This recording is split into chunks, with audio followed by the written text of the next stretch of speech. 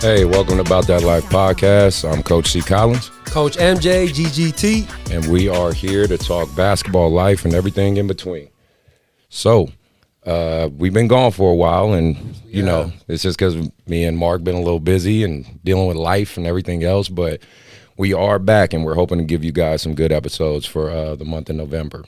A lot to catch up with. Yeah. Oh, yeah. A lot of catch up to do. You know, obviously, past couple months, a lot has happened, a lot has shifted, and, you know, we're definitely going to try to talk briefly about as much as possible, right? And but I know I'm glad to be back. I know Mark's glad to be back. Ty, my man behind the camera, I know we're glad to just be doing what we love, talking about basketball and everything like that.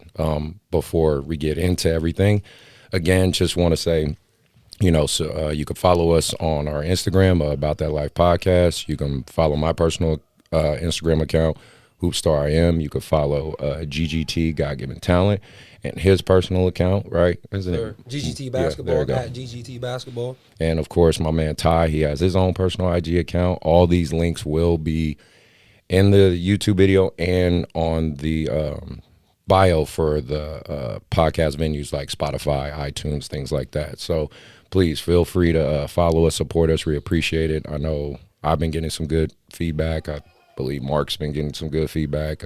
People were actually hitting us up like, where you guys been? Like, or did you guys quit? Like, I'm like, nah, we haven't quit. Like, we want to keep this thing going. So remember, you know, one small click for you is a big help to us. So moving into the show, our guest for this episode is Coach Nate Stevens. He is, and I'll get into who he is as a person, but in terms of how I know him, we met it through YBA. Right, he's been a coach here. He's been a coach, period, for a long time, and has helped at many levels, from the collegiate level all the way down to, let's say, you know, the grassroots level with the little kids. Right, so he's very similar to myself in terms of how we see the game and how we approach coaching and kind of the expectations. So I'm actually really excited to have him here, because it's kind of good to have someone who sees the basketball world very similarly. Let me get into who he is real quick. Bear with me, y'all. Gotta grab this. Okay. So, with Coach Stevens, he's a native of Sacramento and the Placer area. Began his coaching career as head coach at Global Youth Charter High School, Division VI. 2 years as boys basketball coach, right? Yeah. Okay. Led the Global Youth Charter High School Bulldogs to the Sac Metropolitan Adult League title. Wow. Okay. With the athletic league. Well, yeah. With the final record of 22-2 for that year. So great record. 2009, he was named Coach of the Year in Sac Metro Athletic League. Coach Stevens then moved on to YBA, right? And that's when he's been in YBA. He's been with us. Well, he's mainly coached. You mainly coach like the top varsity teams, right? Just so I did it for 7 years. Okay, there you go. Yeah, because did you do any of the youngers? Yeah, before? I did during that time. Okay, fair enough. Now I know when I came, you were still doing the top level teams and stuff, and those were always fun to watch. I also served as the assistant men's basketball coach at Yuba College for 9 years. Yeah. Okay, perfect. And then from there, he was a varsity coach at Lyndhurst from 2014 to 2017. Led Lyndhurst to the playoffs in his final year, ending a 7-year playoff drought, which is pretty huge. Nice. And he was honored as winning Coach of the Year that year. For this last year, or I should say, well, not the beginning of this, the 2019-2020 season. Right. COVID's thrown off. Yes, I know. It's throwing a few things off for me, too. He was the head coach at Kennedy High School, which me and him have had some good conversations about. I actually was fortunate to coach one of a couple of his players. Why am I not thinking that boy's name? Jaden. Yeah, there we go. Jaden was. Yeah, exactly. And Chris, who was an interesting character, as we know, but still, he was a good kid, you know. Yeah. So I got a chance to coach him, and then Malik and some of those other kids. So, no, I know exactly what that's like. But without further ado, let me introduce Coach Nate Stevens.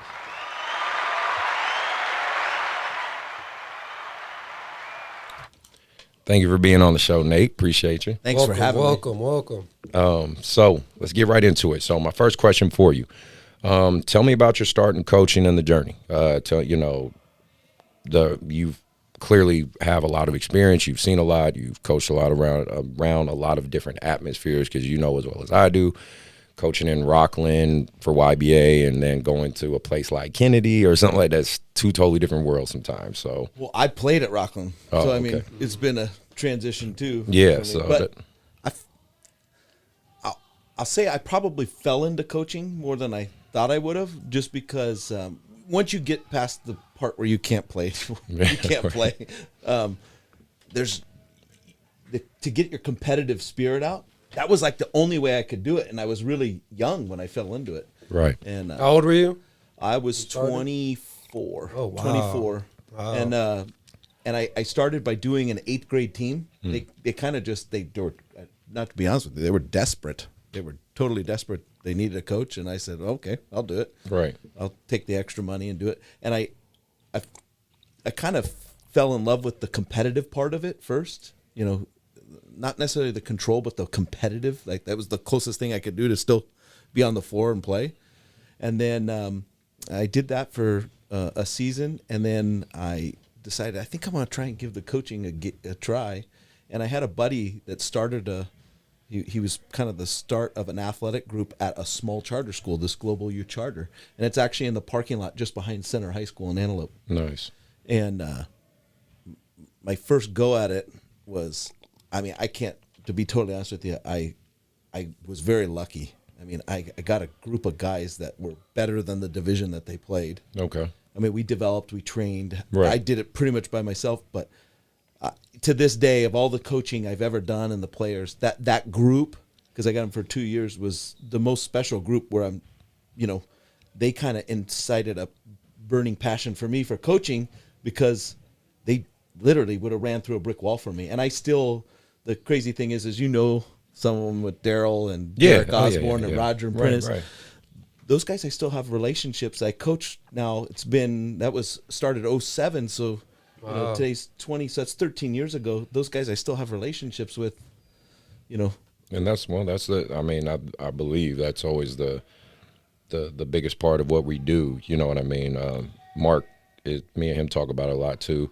The relationships you build with the kids. Absolutely. You know what I mean? It's you get to legitimately watch young men and women grow up, right, and become adults, and you hope that, you had some sort of positive influence on their life, and you watch them, live there. So that's always a great part. More than basketball. Exactly. More than basketball. So from Global Youth, just kind of giving you the warp speed. Yeah. I knew a guy named Tom Tran.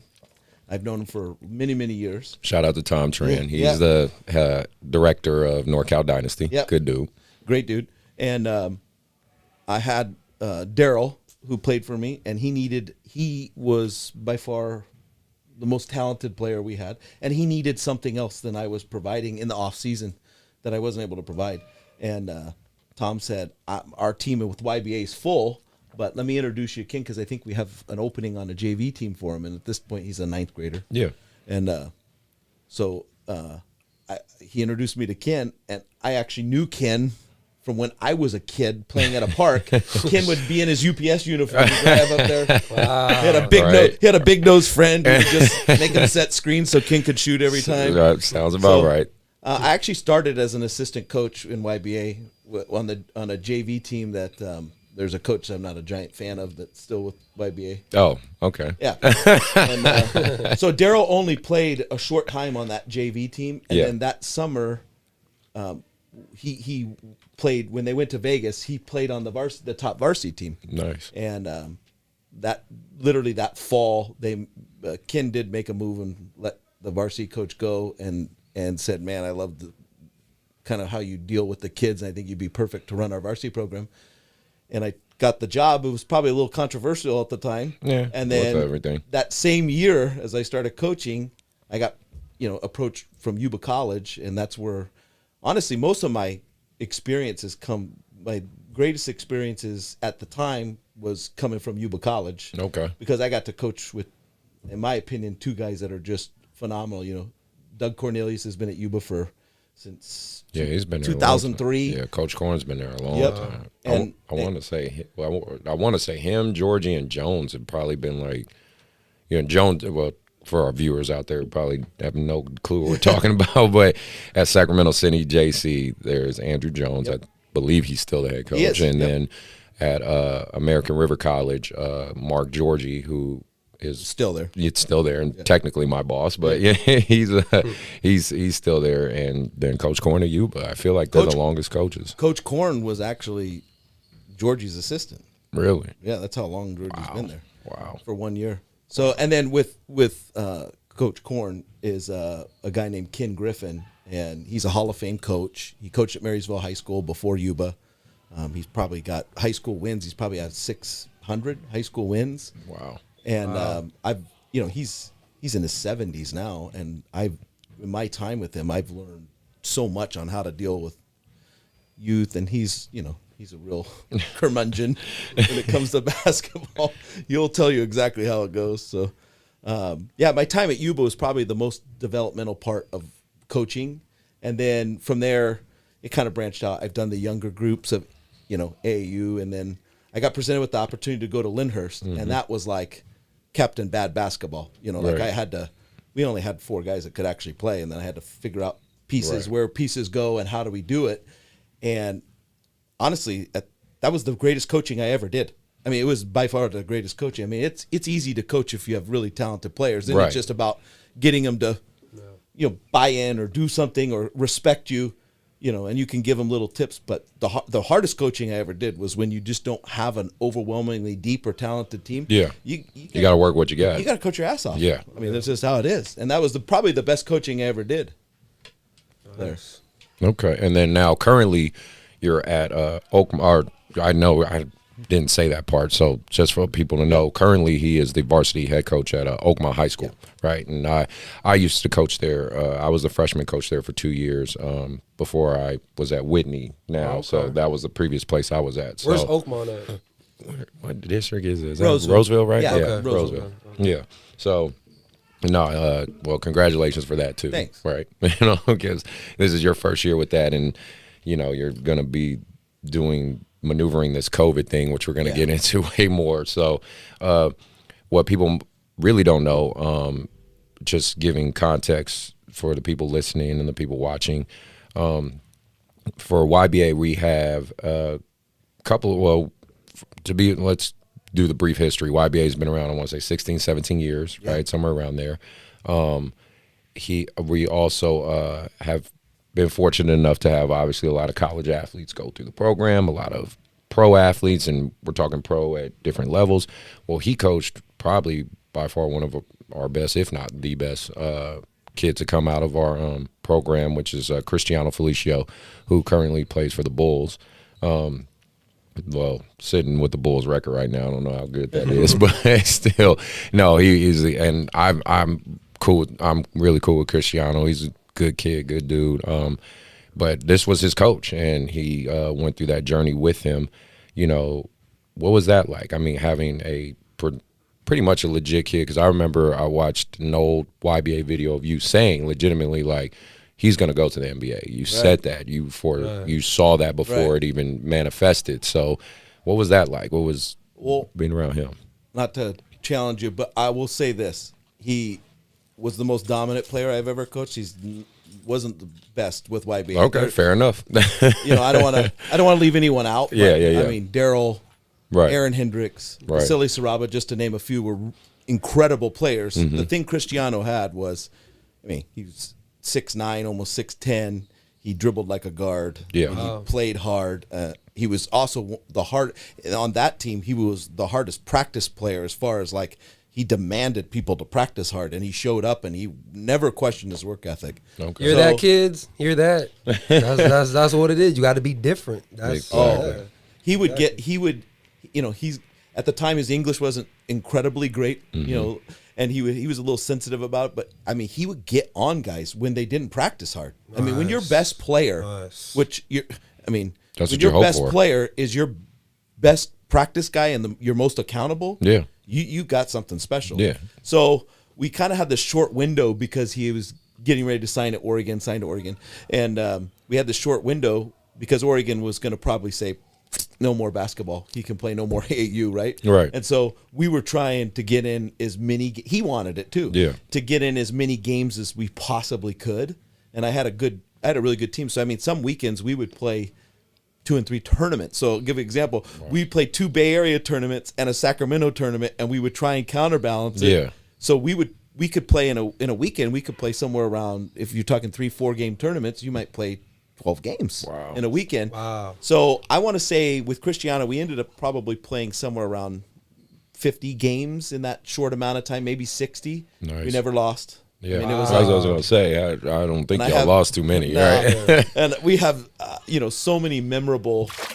Splash Cristiano. We have so many memorable stories with Cristiano. One of the ones that just ring in my mind, I've told it over and over. Yeah. We were in the Bay Area.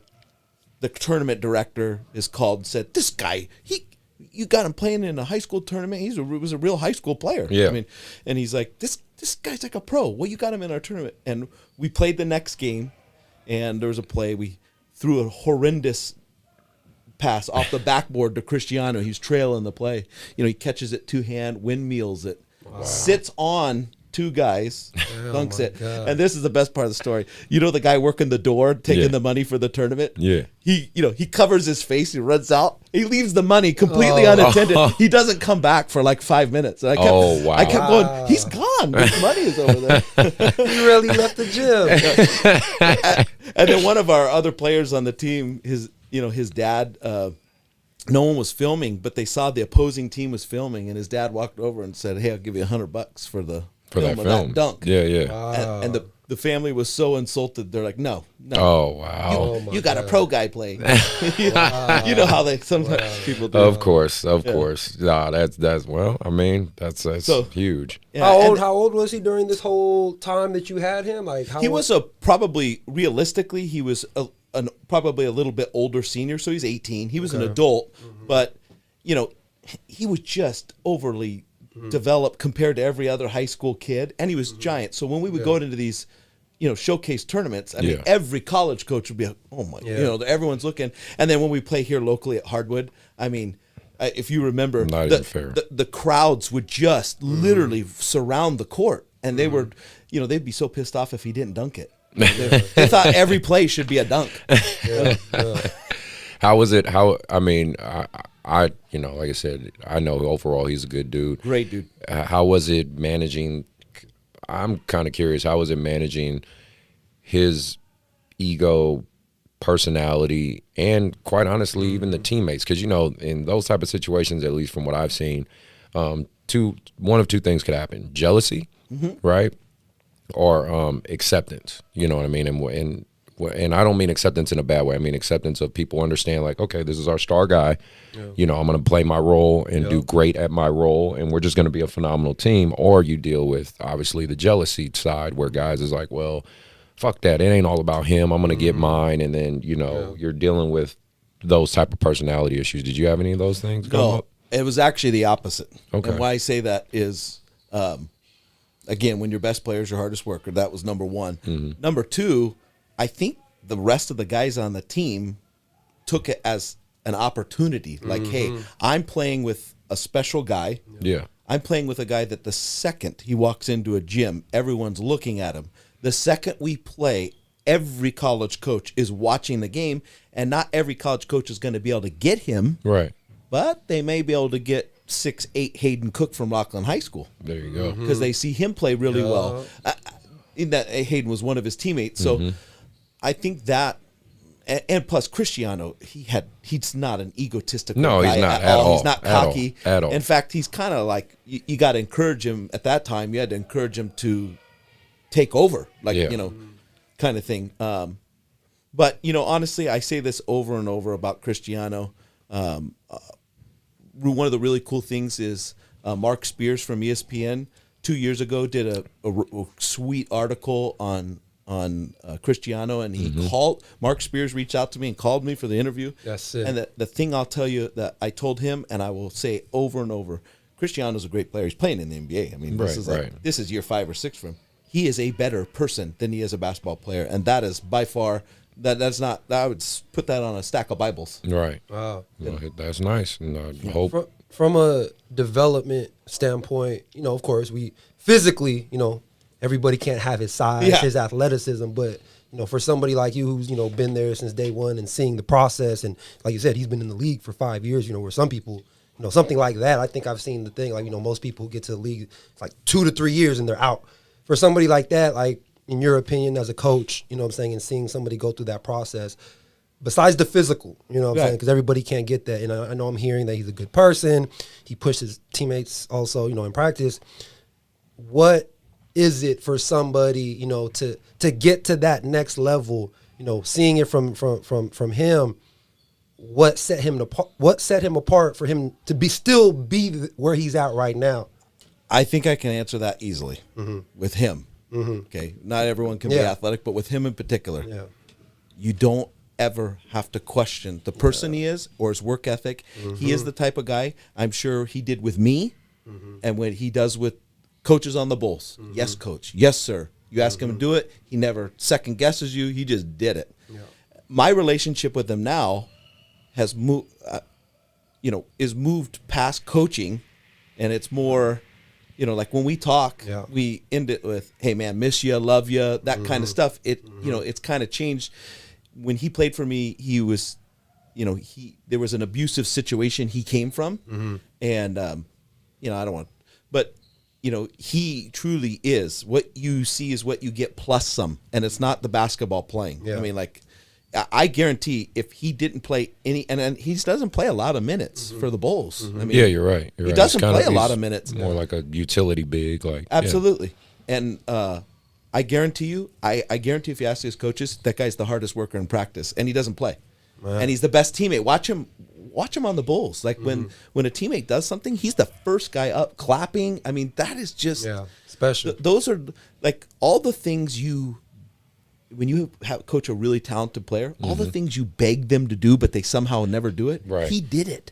Nice. I didn't have to beg for it, and that's what it was kind of like, when it came together perfectly. Well, like you said, That 1%. Yeah, that's his personality. So, let's switch gears to high school, right? Okay. Let's put your high school varsity Oakmont coach hat on. How do you feel about this upcoming season? I'm the JV coach, so for me it's a little less stress, right? Okay. I just do what my boss tells me and coach my team and go home. You obviously have to manage the season. You have to manage all 3 levels. You have to. I'm sure. We're both in this boat. Are our parents going to be allowed? Are they not going to be allowed? Fundraising. Fundraising. Exactly. Like it's strange, man. And then even if we wanted to even do a little bit of lightweight travel or play Sacramento teams, well, our area, Placer, Roseville, all that stuff is kind of in a different phase than Sacramento. So it's like, I think in South Sac, they're still kind of in phase 2. They can't really do as much. So how are you dealing or maneuvering this, or what are your thoughts? Not to sound corny, but just flexible. I mean, every time it's been something different. We do this, it goes closed down. Can't do this, can't do that. You just have to be flexible. And I want to do things the right way right now because, particularly with Oakmont, they have seniors that they have to have a season. That's just terrible. What happened to some of those senior baseball players last year where they only got to play 1 or 2 games and then this happened? Yeah. So we just have to do it the right way. I think it's going to be constantly, in my opinion, I think it's going to be constantly changing. Okay. And as coaches, we're just going to have to be really flexible. When you really think about it, I've already changed my schedule. It's done again. Yeah. But this is the second time full schedule change because we didn't know when we're starting regular, starting not. So it's a lot of work, but it's worth it. The guys deserve a full season. Right. They deserve a full season. No, that's good for you. You said it. So what are your thoughts about if and this is kind of because you understand this world like myself because you've been an AAU coach and a high school coach. I think very few people have that understanding like me and you because you're not the feeder program AAU coach, right? No, nothing wrong with the feeder program stuff. I get the logistics of it. I do. But we've been more on that, like, trying to get kids looked at by college AAU type stuff. You know, we're trying to put guys on the national stage. What does that mean when you say feeder? Like, okay, so I keep forgetting you're the trainer hat. When you guys talk about the coaching, you're right. No, that's good because you're basically saying what some people might be asking out there. So you do have certain programs that kind of feed into the schools. So AAU programs, which is kind of like just the starter programs to try to introduce these kids. At the end of the day, let's call it competitive rec.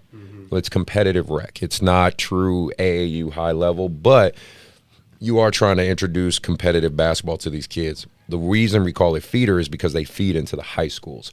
So it's kind of some schools take it very serious. Where if you didn't play on their feeder team, your chances of playing high school basketball for that particular coach. Wow. True, but sometimes I feel like that's bullshit. Because come on, man, like if some random kid from LA comes out and he's playing. Yeah, exactly. Like he comes out to tryouts and he's dunking on everybody. They're not going to go. Playing. He's starting. Exactly. They're not going to go, oh no, you didn't play in our feeder program since fourth grade. That would be an exception. He moved to the area. Exactly.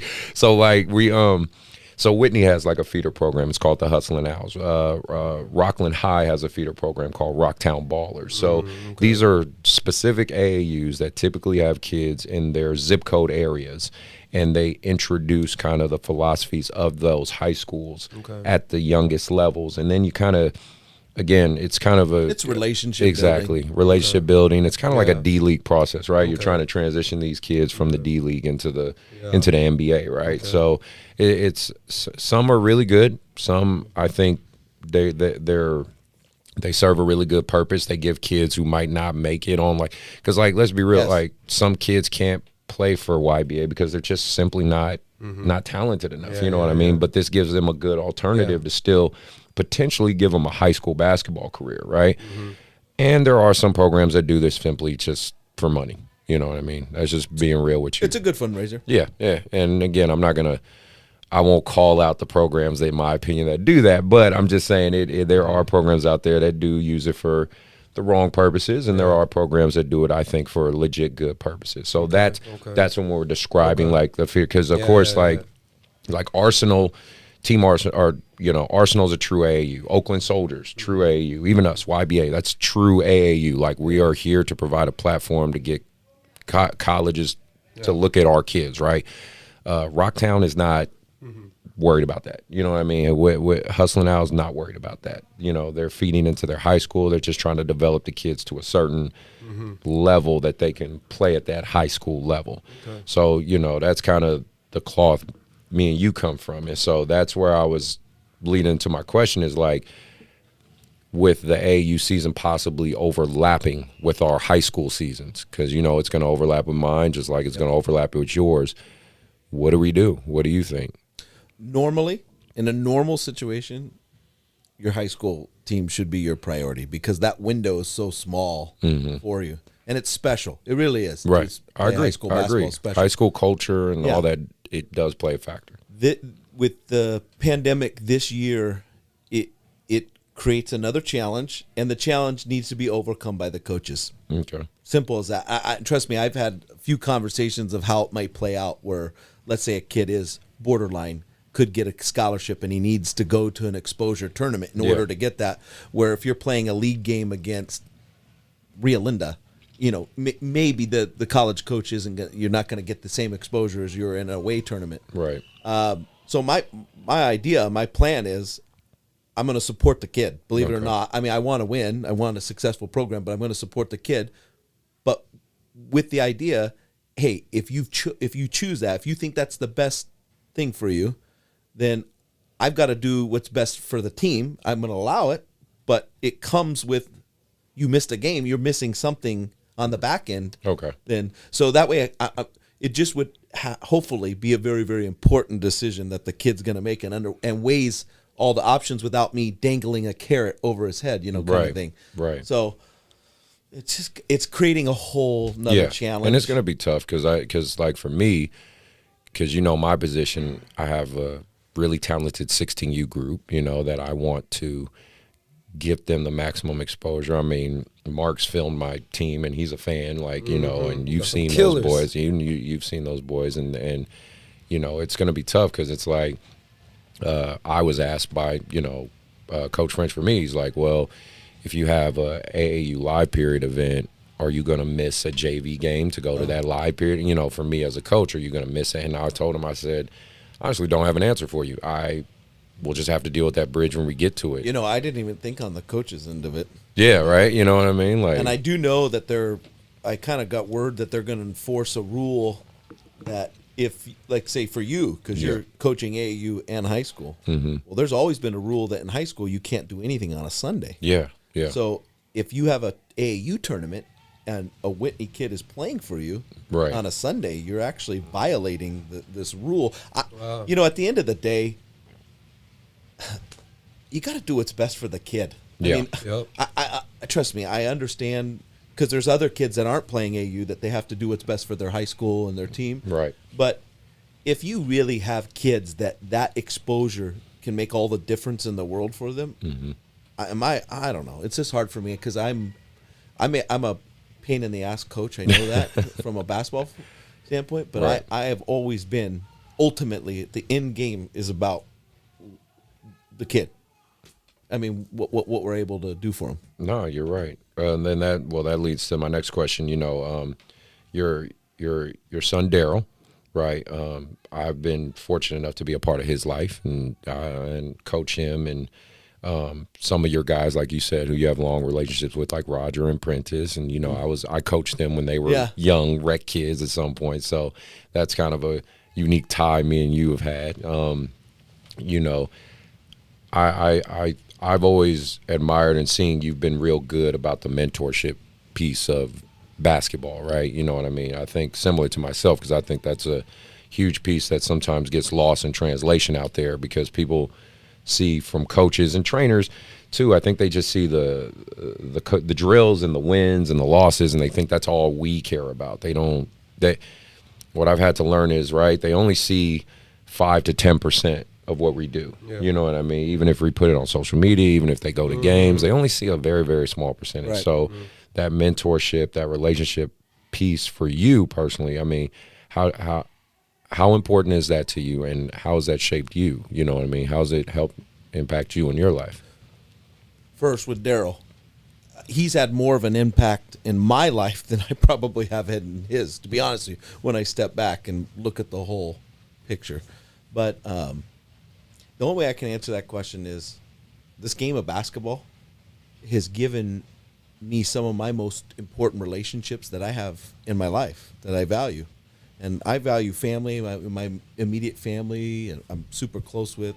My parents adopted after me and my sister. They adopted 3 kids. My sister has 3 of her own kids and adopted 2. Wow. So it's kind of like that's been in kind of ingrained in me.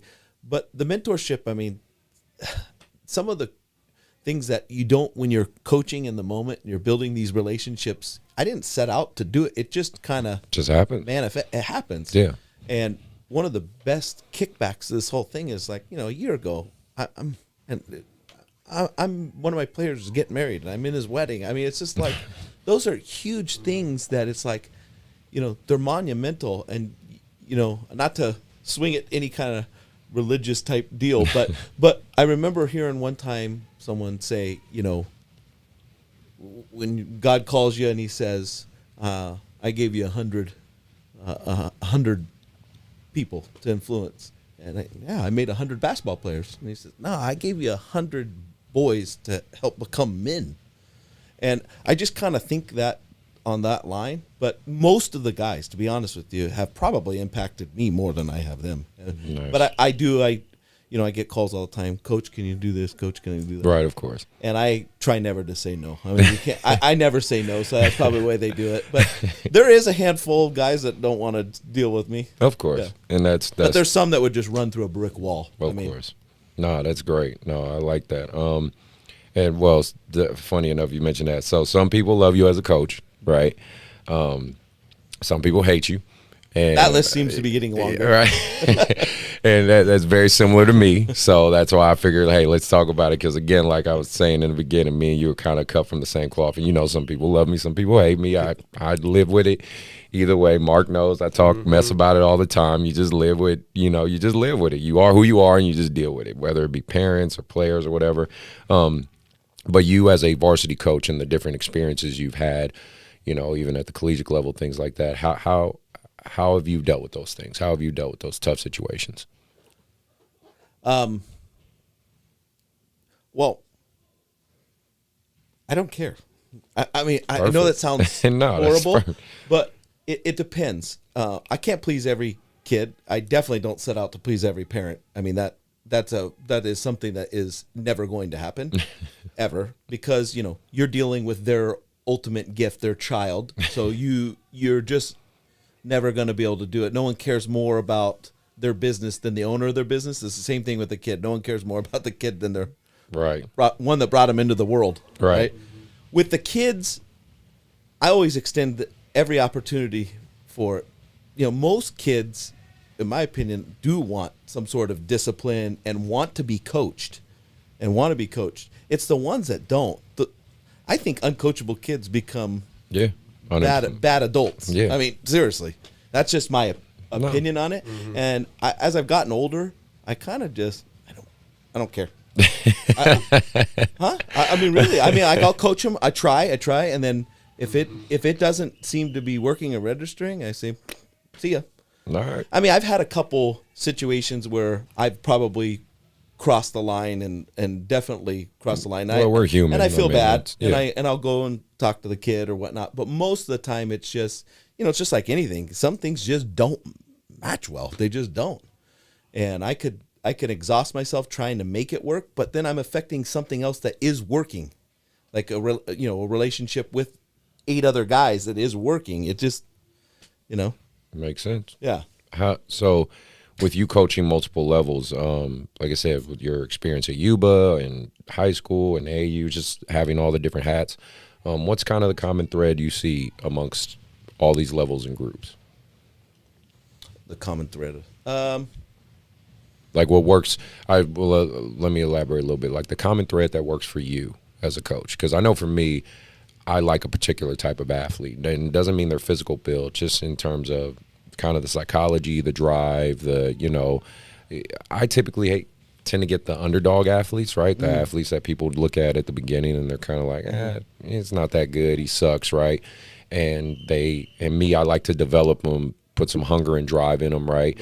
And then they become, you know, whatever level they become, and typically my kids become pretty freaking good. But I know those type of guys gravitate towards me, the hard workers, the ones that want to be coached and the ones that want to work hard. There's some, they can just manage real high level athletes and their personalities really well, and they can just deal with the psychological aspect of all that. I can't deal with all that. I can't deal with all the ego ball and, you know, everybody, there has to be like 10 basketballs out there because everybody wants 30 shots. I can't deal with that shit. That's just not me. So I'm just curious for you, for all the levels, what's kind of the common athletes you can gravitate with and vibe with? Well, obviously college and AAU is different because you can handpick. Right. You can put your team together. Where high school, you really don't get that. Well, you have tryouts, but you don't get the same pool of options of what you're going to be able to do. The common ground to me in basketball, in my experience in coaching, is only on one end of the floor, and that is defense.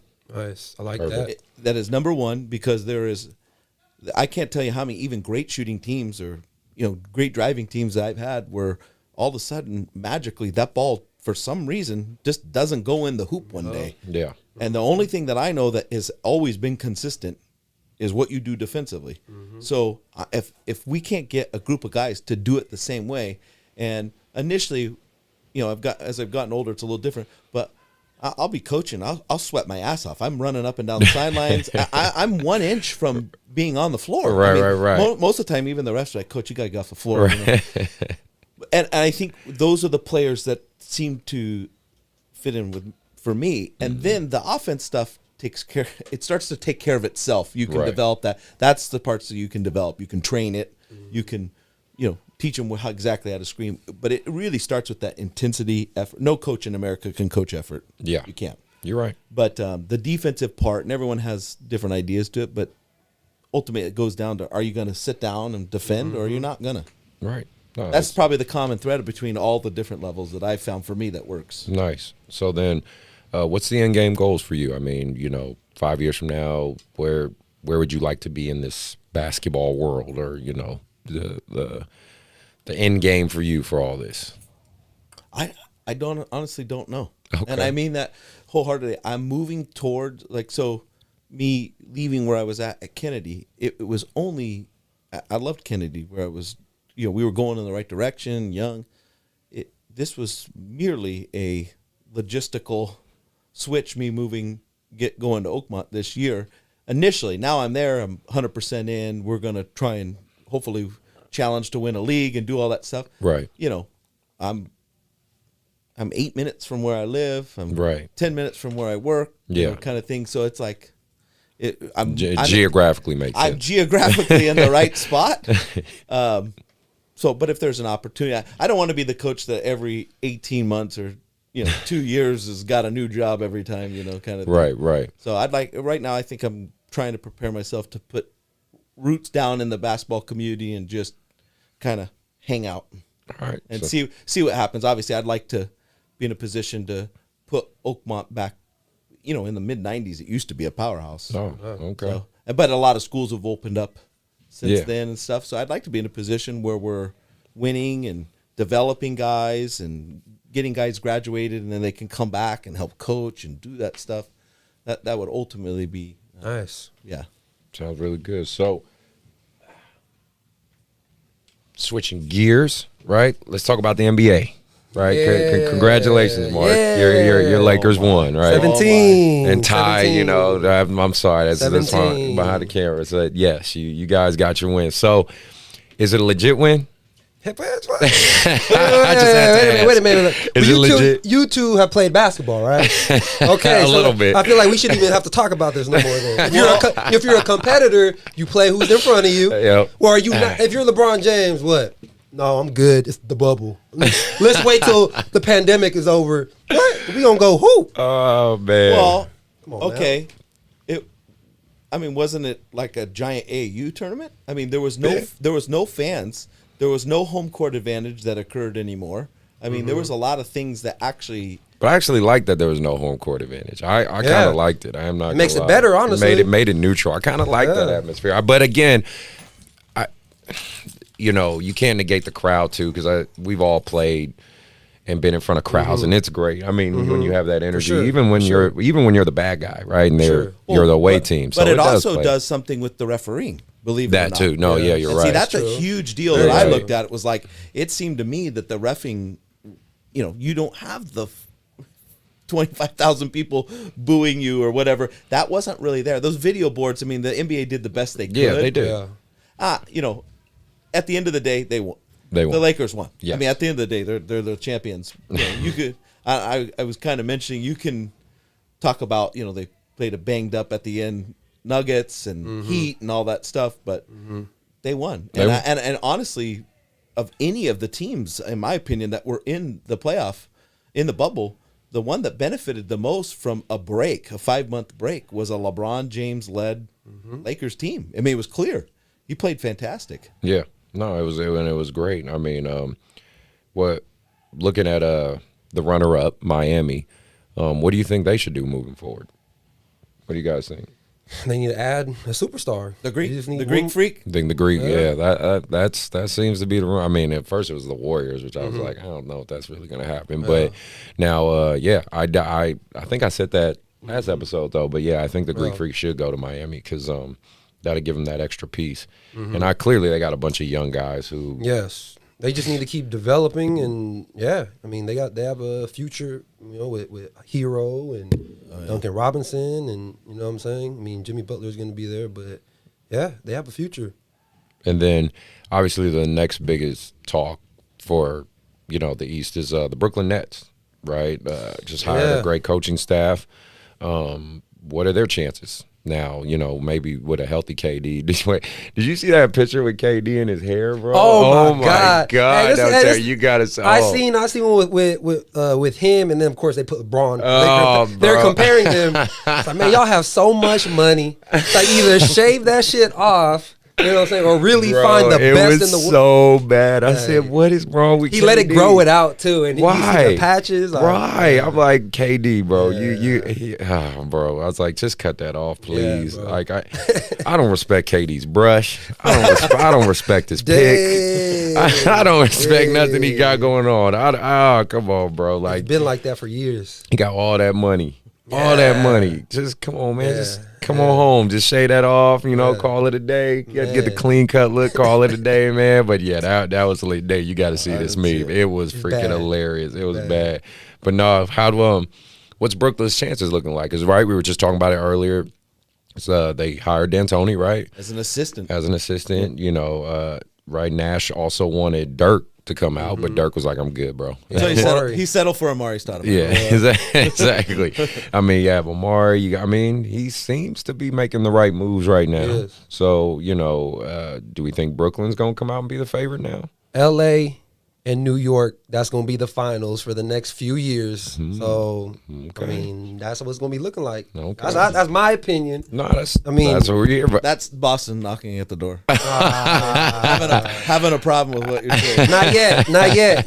I said a few years. The Sixers are knocking too. Yeah, they might be. They might be. I mean, if KD is who he is. That's true. Right? If he's healthy, Kyrie's healthy. Yeah. You got a lot of other Karis LeVert. Spencer Dinwiddie. Yep. Oh yeah, they're DeAndre Jordan he's a little long in the tooth, but he's a serviceable big guy. They also have I'm drawing a blank. Jarrett, the other big guy, the backup big guy. Is really with the fro. Yeah. Nice. So I mean, right now, even before signing anyone else, Joe Harris is a good shooter. Yeah. Even before signing anyone else, they have the pieces to do it. Now, obviously, if KD is healthy, I mean, right. If he's not the best player in the NBA, he's second best. Because I mean, when he got the last championship with the Warriors, the talk was he's the best in the world. Yes. You know what I'm saying? Or that was the argument, you know what I'm saying? Right, and then, of course, right. he got injured. We're back to LeBron. Of course, LeBron gets the title. So now it's like, okay, he's back healthy. Like, exactly. He has something to prove. Because in his mind, I've seen so many interviews, he truly believes, and from a skill standpoint, I do believe he is the best when it comes to skill. You know what I'm saying?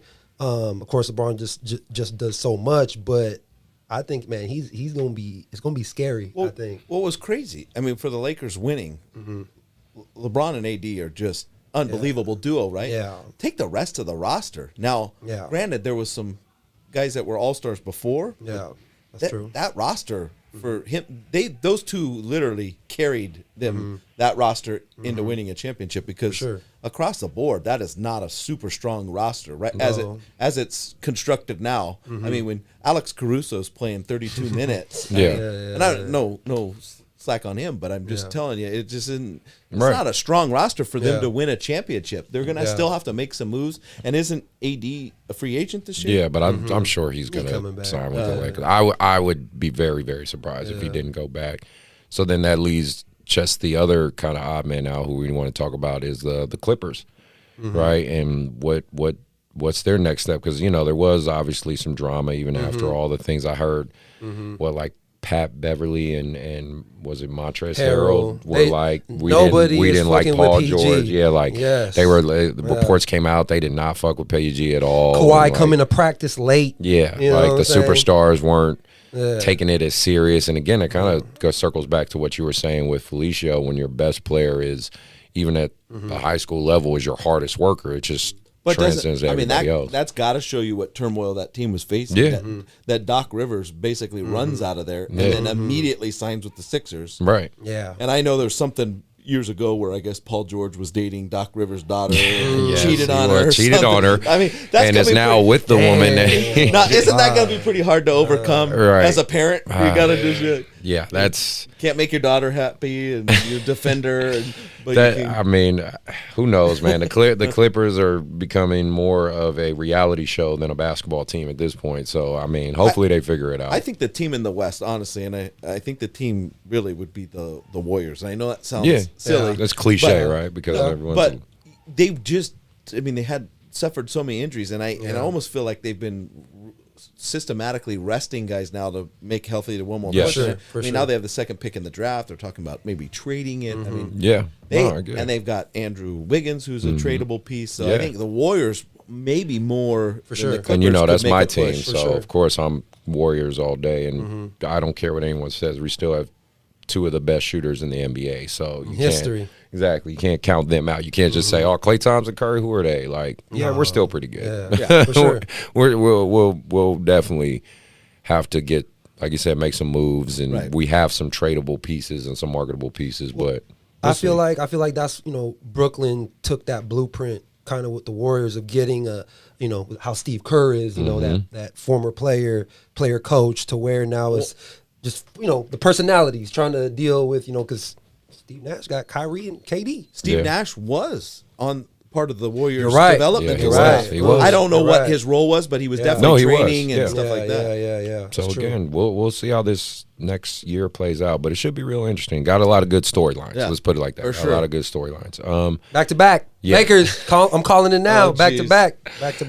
All right, fair enough. I can't argue with it right now. I got to see what my Warriors doing after they make some moves. So going back to AAU, Hardwood Palace is open up for business right now. You know, you just played your games today with your Oakmont guys, and more places are opening up across the country. Noticing that I was just invited to Slam Academy, which is in Hayward. They have their second AAU tournament. They invited my 16U team and a couple of teams to go down there. So I might be in Hayward next weekend. You know, I went to Phoenix with my 16U, and they did well. This was a West Coast Elite event. The 16U killed it. You know, they got first, which was really great. Was Northern California teams did really well in that event. The top spots went to my team. As far as 16U, the top 16U spots went to my team. Who else? The Hoyas, Zach Hoyas, and Lake Show. So those were the top 3 16U teams just right there, which I thought was just really cool just because it was Northern California guys, and I know those kids, and, you know, it's nice to see we went to a national tournament like that and really showed, like, hey, you need to start taking it. Our ball players, like, we're fucking legit, you know what I mean? So that was really cool to see. You know, with the green light kind of becoming more and more prevalent for the high school levels, the AAU stuff, obviously, even with me and you kind of taking our high schools, like, for instance, I'm taking my Whitney JB guys, and we're playing in Hardwood this coming weekend. You know, I know you've been doing stuff with your Oakmont guys, and so it's not the whole team. Is not the whole team, but yes, I know what you're saying. Yeah, and same with me. Majority of my guys, it's not all Whitney guys, but the majority of the team is. You know, how has that process been working out for you? Playing right now during COVID, just kind of playing and figuring it out. In my opinion, just because I've coached so much AAU, it's been bizarre. Okay. And, you know, I've kind of been trying to stick. I've been local. I haven't got to travel to tournaments, you know, like you have. You know, for them to check if you have a fever or not, and say you're good to go, and then people are in there, and then there's like very limited fans, right? So you have to kind of create your own energy with your team, and if you don't have like a really hyped up team anyway, it's very difficult. I mean, if your coach is your biggest cheerleader, you're screwed. Yeah, I mean, exactly. It's a joke. Yeah, and so, but it is nice to be able to have the guys playing. I mean, you just think about the psyche of some of these kids, and I know they've been training but I mean, you're talking about, this has been since March 16th. We've shut down. We only reopened for 2 weeks in California until we reopened again at the first part of October. So I mean, you're talking 7 months of shut down, the kids having no life. I know as an adult I've struggled with it. Yeah. No, I get it. So, but it is nice to be in the gym. I don't think that if one of the facilities that we're playing now, I'm not sure if it's properly, you know, COVID handled correctly. I'm sure there's probably some better things you could do. Right. But I'm glad to be playing. Okay. I wish there would be enforce more of whatever the COVID policy is. If you don't want them to shake hands, don't shake hands. If you want, you know, because courtside they had the big hand sanitizers and stuff. And, you know, maybe as soon as the game's over, people can't linger inside. They got to go get them out. I don't know. But, it has been nice to be able to play. And hardwood it's definitely a different environment than it used to be. Yeah, it definitely. And I mean, West Coast Elite did really good. We went to Phoenix, just to give example. They really, their whole process to the COVID, they would, like you couldn't go in to the facility. You had to kind of wait outside. And of course, they tried to tell people wait separately, you know what I mean? Don't gather together. And then right when teams were done, they would boot them out, right? They say, talk outside, go ahead, get outside. You go outside, you have your, post-game huddle outside, and they would sanitize everything, the bleachers where the parents sat, the benches where the kids sat, the scores table. They would just, I snuck in because I was in the bathroom, and when they told everyone to get out, and I just happened to still be in there, but they were taking the machines with disinfectant and spraying everything and wiping everything, clean everything. Then the next group of teams will come in, but they left enough space to where you still had time to warm up, you still had time to. But I really like the facilities they chose in Phoenix, and I like the way West Coast Elite handled it overall. I think they did a really good job. I don't want to be insensitive about COVID at all. Yeah, because it's a real thing. Yeah, but it affects people differently. Absolutely. And when you remove the part of letting someone be an adult and letting someone be an adult and a parent to their child, and start enforcing things, in my opinion, let's be adults, be safe about it. If you have underlying health issues, or someone that has underlying health issues, you probably should, not be playing right now. Should be not doing that. If that's not a concern for you, then if you've decided that that's fine, then you be proactive, forward. Wash hands, try and cover your face, and we'll go about business. I feel like there's always, and me and Mark have talked about this, I think, on numerous episodes, but I just feel like there's two extremes, and, extremes on either side is always wrong. There has to be a middle ground. You either the group that's like, shut everything down, isolate everybody, this isn't right, youth sports is killing people, blah, blah, blah, blah. You have this extreme group. Then you have the other extreme group who's like, COVID's not real, it's a hoax, and it's full of shit. It comes from cell phone towers. I mean, fucking ridiculous thing. Like, that's too much. Like you said, just use some common sense. Wear a mask when asked. Wash your hands. Social distancing. I think if you take those, just the common practices, you'd be okay, right? So at least that's all I can say for myself. I can't speak for everybody out there, but that's what's worked for us so far, I think. So I don't know. What, you got any thoughts on that one, Mark? I mean, it's tough. I mean, like I said, it's just, to me, I believe, you know what I'm saying, either you're working, and because like I said before, I've always said this, you're gonna have the kids who are just gonna wait until everything goes back to normal. You know what I'm saying? And then you have the kids, so a lot of the kids I've been working with, like, we've been just grinding since the pandemic. So by the time high school season start, or when you're ready to go to college, you're going to be ahead of people. So my thing is, I'm just grind. And because, like I said, you don't know when things might just snap of a finger, we back to normal again. Yeah. So you just got to stay ready. Yeah. So one thing that's been kind of interesting to me, this is more talking on the training aspect of stuff now, kind of the training and kind of AAU side of it. I don't know if you've kind of noticed it just through social media and stuff, or maybe you haven't noticed it, but I've been seeing it more and more. There's a lot of trainers and coaches getting facilities now. Like it's just weird. I like the Sac Soldiers got a facility. The one in Rancho. There's a couple facilities there. The guy that does touch shooting, Ryan, he moved his facility there because I don't think it was there originally. Then the guy Dante, he does Miller Vision. He has a facility now there. It's Ball World or whatever it was. I played in a tournament there with BAS for Bay Area Sports. They're trying to move and use that facility. So I just thought that was pretty interesting. It's it's because so many things were closed. So if you want to do something, maybe you fall on the the more conservative side or the more open side of, hey, it's not near as big a deal. Yeah. And you got to get your own facility so you can do your own thing. I mean, really, it's like it's just for basketball, I feel like our sport, it's just in this weird good and bad place at the same time, right? Because football is kind of shut down.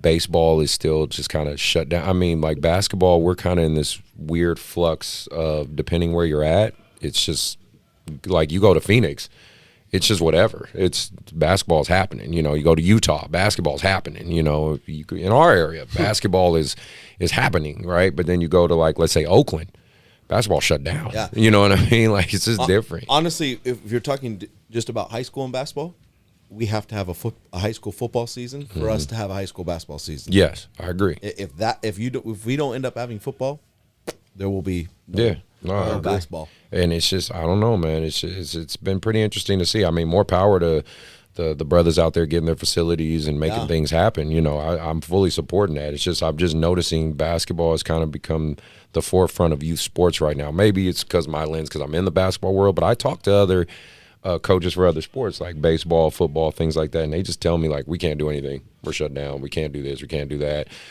We're trying to take a trip to Texas so we can play in a football 7-on-7. I mean, it's like, and I'm like, oh, I'm going to courtside this weekend. Like, you know what I mean? My old YBA assistant coach, his name is Derek Camus. His son is in the 8th grade, going to be going in the 9th grade. He's a really good soccer player.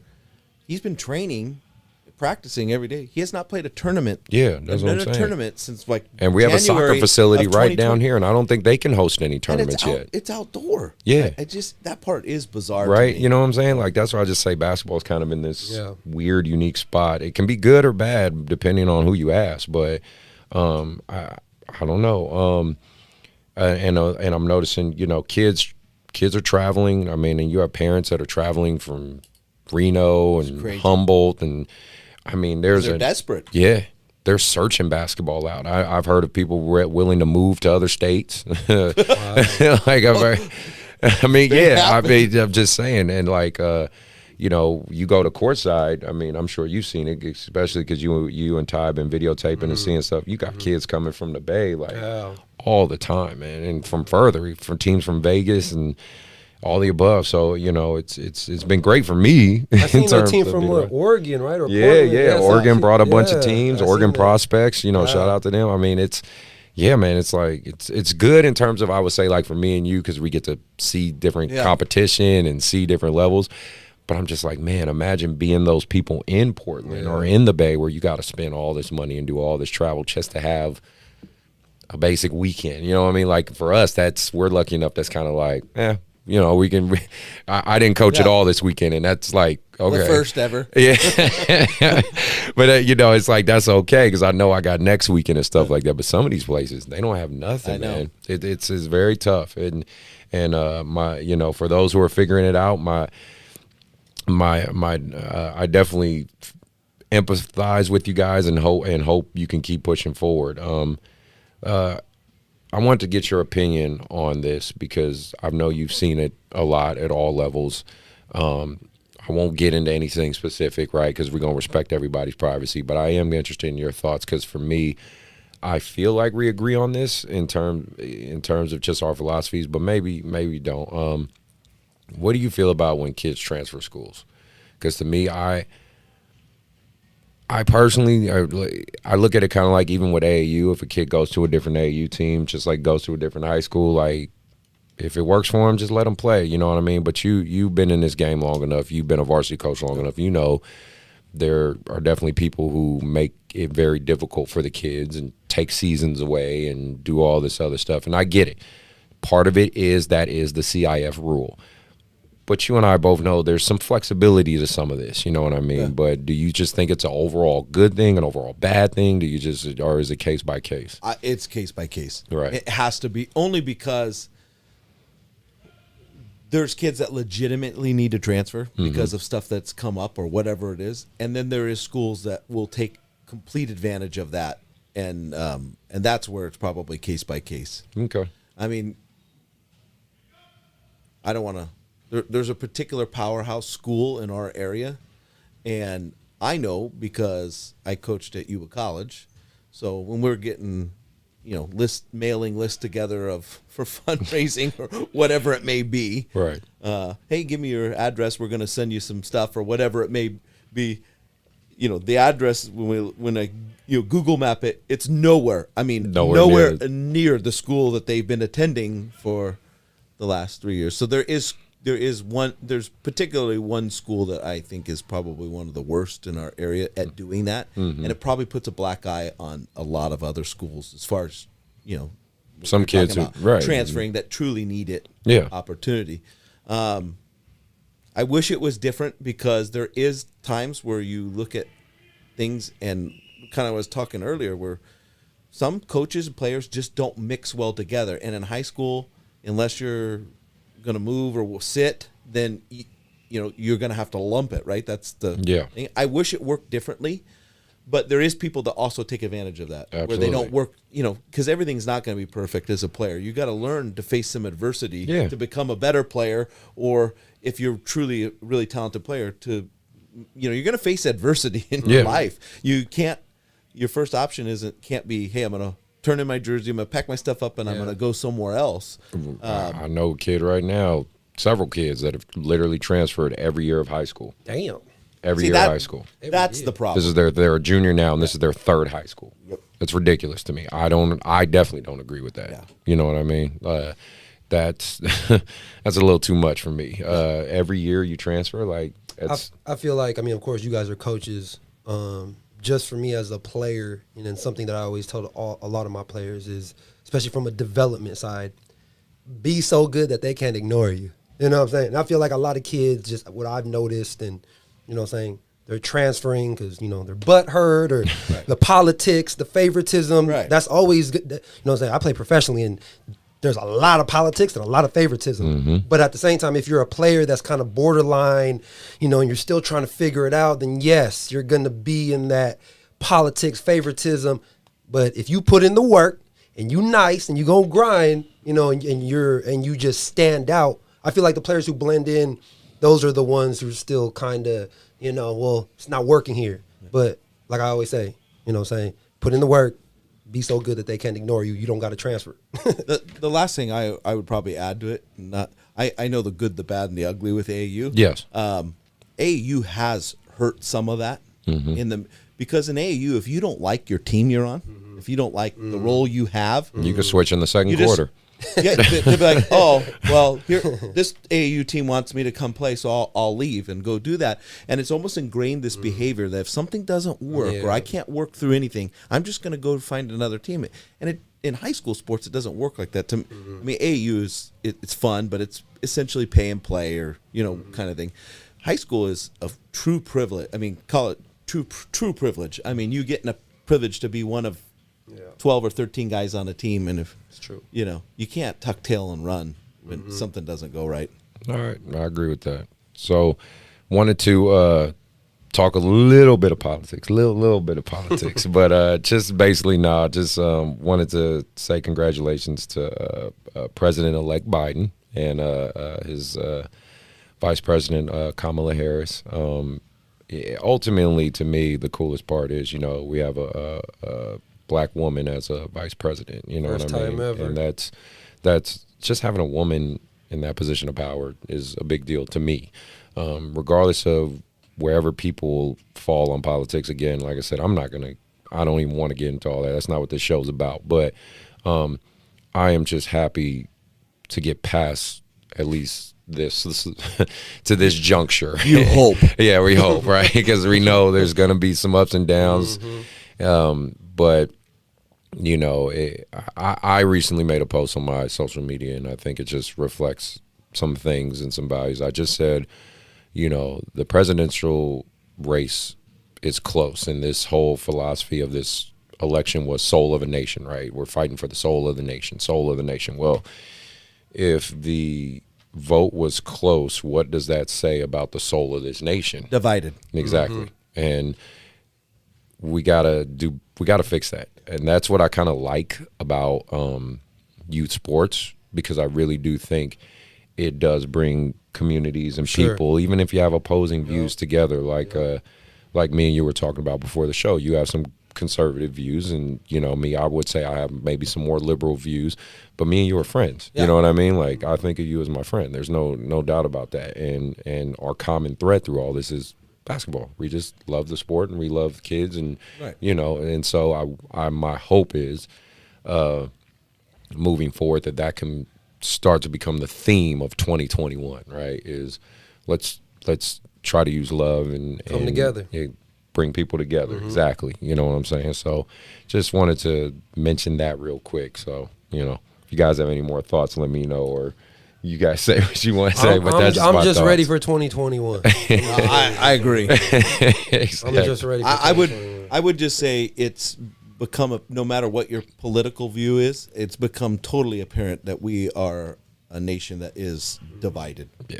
In the way we think and everything like that. I sometimes, no matter what side you're on, I sometimes take a step back and I'm curious from if I was an outsider looking in, what other countries look at what's going on, if they do it all and think about, oh my God, what the hell is wrong with America? What the hell is going on over there? I seen a lot of countries congratulating us and celebrating with us. After, you know what I'm saying, from what I seen, you're like, hey, good job. You guys are, I think next 4 years. I think that at least they think we're making the correct step to move forward, right? That's how they look at it. Like, at least they made the first step. So let's see what the rest they do. So, no, the eyes are on our country. We're just going to see what we're going to do with it. Going to respectfully disrespectful, I wanted to talk about, at least one or two things that I find pretty funny. I know you've been dealing with this as a coach. We talked about this earlier. Parents telling kids and then telling us, even maybe you dealing with as a trainer, how to train their kids and what position they should be. I don't like that shit. So I'm just wondering, what do y'all think about this? I don't care what the parent thinks. There we go. I mean, honestly, one of the first things that, if I was to speak candidly to them, I would say, how many guys have you moved on to college? if that's what we're talking about, right. Like a player saying, "Hey, we'll play X position in college," or a parent, and then I would say, "And how many games have you coached and won in your coaching career?" Because it's not a perfection. I mean, I'm working every day to try and get better at it and learn things, and I've seen things over the years, and like I was telling you, with my own kid, I wouldn't be worried about what position he played. I really wouldn't. I'd be more worried about what is he going to provide to a team. And hell, if he could play all 5 positions, that gives him more time on the court, 5 times more minutes if something happens. Yeah. Stop worrying about that. I mean, just worry about, is your kid developing and getting better? I mean, what we were talking about is kids that are in middle school or elementary where parents are saying he's going to play this position. I can't tell you how many times I've seen a kid either be a really great shooter in middle school, and by the time they hit high school, their arms have gotten bigger, they've lifted weights, all of a sudden they can't shoot. Yeah. Worth. Isn't that what happened to Dwight Howard? Yeah, they couldn't. And then they say he was actually pretty good. Anthony Davis. Remember, Anthony Davis was a point guard. Yeah. So, I mean, things change with the younger kids. In a high school kid, man, you can't fool college coaches. Let them decide where you're going to play. They'll figure it out. I mean, every college is different. Some run a 4-out 1-in, some run an early offense. Some still run post stuff. If you're talking about Kansas, it's high-low. Exactly. You need post guys. So, let them figure that out. Yeah.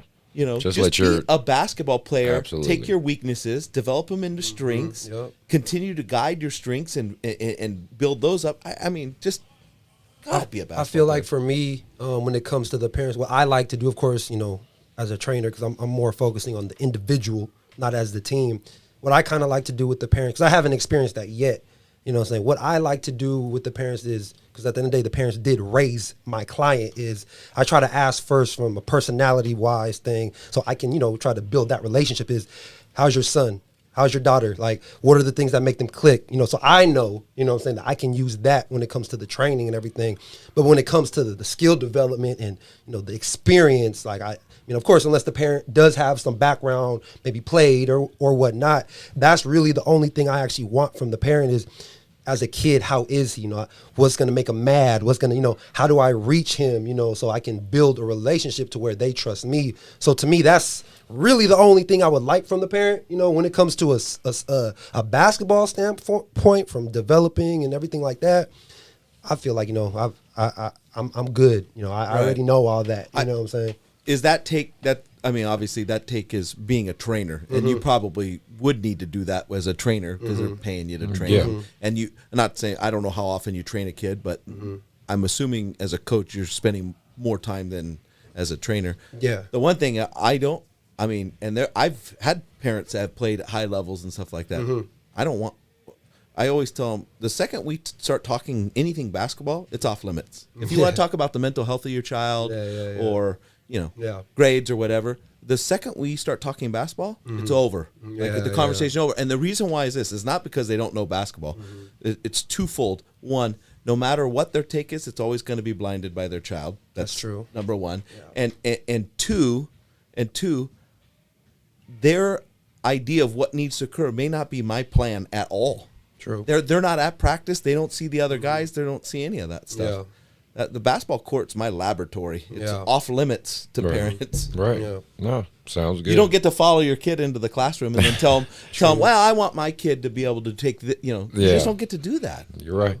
Absolutely right. No, this is all good stuff that I think parents need to hopefully listen and hear, because again, on this show we try to keep shit real as possible. So I want them to hear this stuff, because I think sometimes parents can be blinded by what they think is correct and what actually is correct. So no, that's good. I want to do or just be like LeVar Ball, you know what I'm saying? Get your own squad and coach your sons. And there you go. You're right. You're absolutely right. The greatest equalizer in all this is winning. Yes. When you win, you don't have as many of these problems. They kind of goes away. Absolutely. If you don't win or you fall short, then that'll open up the Pandora's box that you don't know what you're doing, or you don't know where my son should play, or whatever. Well, I experienced that at Whitney, and we were winning. Their JV, what I did with that JV team, the record and the way I was winning last year, they hadn't won like that in, I want to say, 2 or 3 years, because we got 20-plus wins. I think we had like 21, 22 wins, and I still got shit. Like, even winning. Wow. We were like 22-4. And they were still like, but to be fair, I had 19 players, so that makes things difficult. That's an impossible situation that you were handed. And we never, just to kind of mention, I know it's a little off topic, but any coach, including myself, you wouldn't be anywhere if you didn't have assistant coaches. So, and I'm not trying to, I have a great deal of respect for French, but that's where French has stepped up and had your back. Yes, he did. Absolutely. Oh, he did. Okay. Yeah. So that's from the top to the bottom. You're all working together. Exactly. And that's where I spoke about that. But Nick did have my back, which made me appreciate him a lot more. He didn't leave me. He didn't throw me under the bus, which is great. But it's just funny seeing that, having parents email you after you just win a tournament because their kid. Because they got the stopwatch out? Yeah, exactly. It's like, okay, whatever you say. So I want to go to our shout-outs real quick, right? Because we're getting towards that end. I want to go to our shout-outs. First one I want to shout out is Coach Robinson, your JV coach, Coach Marcus Robinson, who's also a YBA coach. There's a couple things I got to correct. He keeps giving me shit because I mentioned this on the show. So just for people who are listening or watching, Coach Robinson has been with YBA for 9 years. I think I said 5 or 6, so he wanted me to correct that. He's been with YBA 9 years, and he's in the Coaches Hall of Fame, so he wanted me to put that there too. So, he's giving me shit if I don't correct it, and he actually listens to the show. So I was like, all right, Marcus, I got you, bro. So let me correct that. He's been with the club for about 8 to 9 years, and he's in the Coaches Hall of Fame. And he's been taking L's to my team, so I know that pisses him off. But that's still my guy, and I love him to death, man. Freaking great. Yeah, yeah. Great. Coach Robinson, Heart of gold. Exactly. And his players are vouch for that. Want to mention Coach Holloway at Vanden. We were just talking about him earlier. Good dude. He's been sending me a lot of his Vanden kids. I appreciate that. They've been working hard for me. Also want to mention, even though he's sitting right next to me, I want to mention Mark, because he's been sending me some of his kids too. Team GGT. Yeah, and they've been working hard for me. So, I appreciate that, and supporting, YBA, and hopefully we're doing right by your kids, because I'm sure they would tell you if we weren't. Also want to give a shout out to Coach Fred at Endercom. Me and him had some good conversations the past couple of weeks, and Endercom chess got started last week. Like, literally last week was their first time getting back to it. So I was like, for him and all he's dealing with, and like I said, just sitting having some good conversations with him, man. Coach Fred is a good dude at Intercom. So he's actually a great dude. I coached against him when I was at Kennedy. Yeah. We weren't in the same league, but we played against each other last year. And then, but when I coached at Lyndhurst, we were in the same league. Oh, okay. And so he knows basketball. He does. He's a great dude. He is. He's one of the guys. What you see is what you get. I mean, you're not going to get a fake dude. I mean, he's just straight up going to tell you exactly how it is, and he's a good dude. Yeah, good coach. So just want to mention some of the good coaches out there, right? Also, want to mention these three. I want to say people, but really they're like their brands and companies too. Just because I've actually been appreciating, especially because the AAU season's been a lot longer, and they've been working with me and a lot of my guys, and I appreciate what they've been doing. But that's Simply Basketball. Terrence is the guy that runs that. He's super modest and never wants people to know who he is. But Terrence, he's really been advocating for NorCal basketball players a lot. If you look at Simply, he's mentioning them all the time, which, you got to appreciate. You know what I mean? Whether he's got videos of my kids getting dunked on. It's just like this man got videos of my kids getting dunked on. But at the end of the day, they are advocating for our kids. So I really do appreciate what you're doing out there, Terrence. Ballers Bridge is another guy. He's been working hard, advocating for NorCal kids. So that's another media site, Ballers Bridge. And Insane Media. Insane Media, he does a lot for I want to say like Vacaville, Fairfield area, right? He does, and I met him, really good dude. We've had some good conversations. So just those three media guys have really been putting NorCal guys on. So, you got to appreciate that, because this AAU season shouldn't even be existing right now, technically. It's true.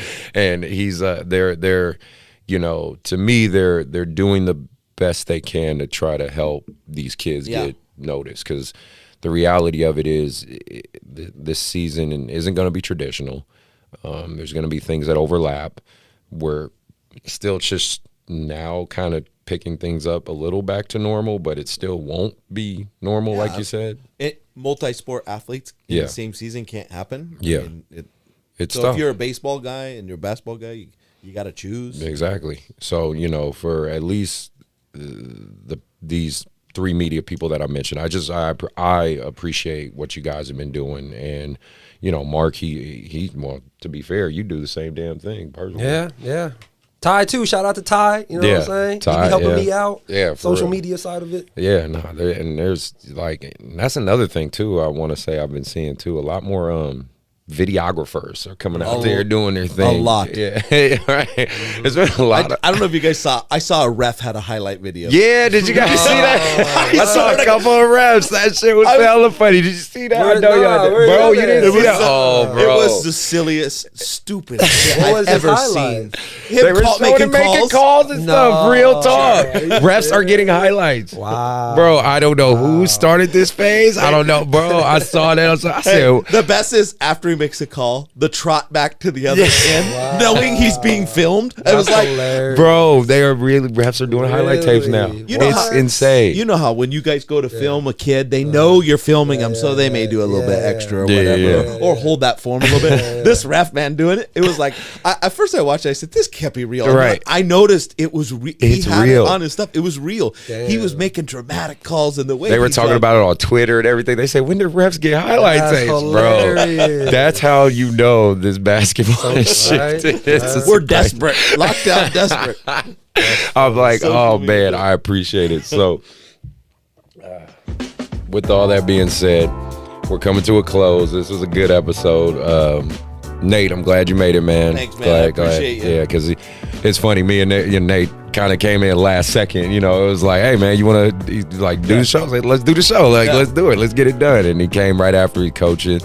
I know I'm glad to be back. I'm glad to have Mark back. Yes, sir. I'm glad to have Ty back. We're hoping to give you guys some good episodes.